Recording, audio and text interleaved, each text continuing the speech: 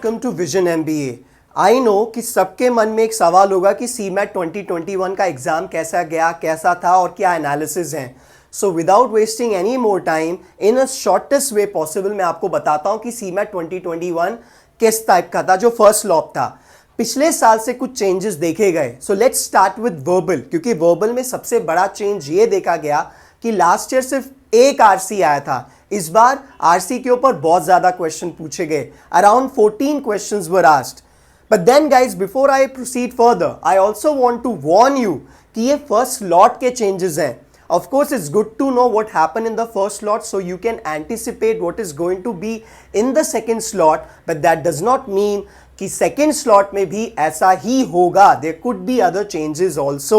So you just know what was there and you should be ready for any certain kind of change mentally.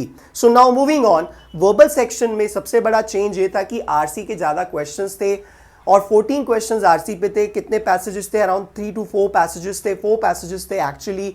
14 questions were there but they were quite easy, doable और verbal बहुत easy था।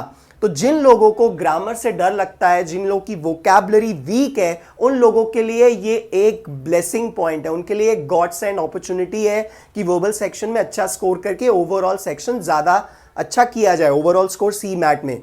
So it's good actually. अब बारी आती है दूसरे number पे can't की। कॉन्ट में इस बार ये चेंज देखा गया कि इस बार एल्जेब्रा, परम्यूटेशन, कॉम्बिनेशन के ऊपर around 3 to 4 questions were there and they were quite time consuming. However, apart from that, the question paper was quite doable and everything was quite doable. Just 3 to 4 questions they were on permutation, combination and algebra. Apart from that, everything was pretty doable. That is about the quant. अब बारी आती है general awareness section की। हर साल CMAT में सबसे ज्यादा जो सेक्शन लोगों को ट्रबल करता है वो यही सेक्शन है। तो इस साल भी कुछ नई चीज नहीं हुई है। बट यस, ये क्यों ऐसा होता है? क्योंकि जितने भी यूजुअली जो एमबीए एस्पिरेंट्स होते हैं, जो एमबीए एग्जाम्स की तैयारी करते हैं, उनका मेन फोकस कैट या कोई ऐसा एग्जाम होता है जिसके अंदर जीके नहीं पूछा जाता और सीमैट में जीके या जनरल अवेयरनेस पूछा जाता है। सो ऑफ कोर्स सी बात है, वो सारे स्टूडेंट मोस्टली इसमें स्ट्रगल करते हैं। और इस बार स्टैटिक जीके के बहुत ज्यादा क्वेश्चंस पूछे गए थे, but I think around 8 to 10 questions if you attempt correctly, it is a good attempt. It is a really good attempt. I am reducing by 3 to 4 attempts as compared to the previous year. So that is about the GK. अब बारी आती है logical reasoning की। Logical reasoning इस बार बहुत easy आया और हर साल सीमैट का सबसे इजी सेक्शन लॉजिकल रीजनिंग ही रहता है। So I am pretty sure if you have studied a bit of logical reasoning, easily you're going to do good and great in logical reasoning section.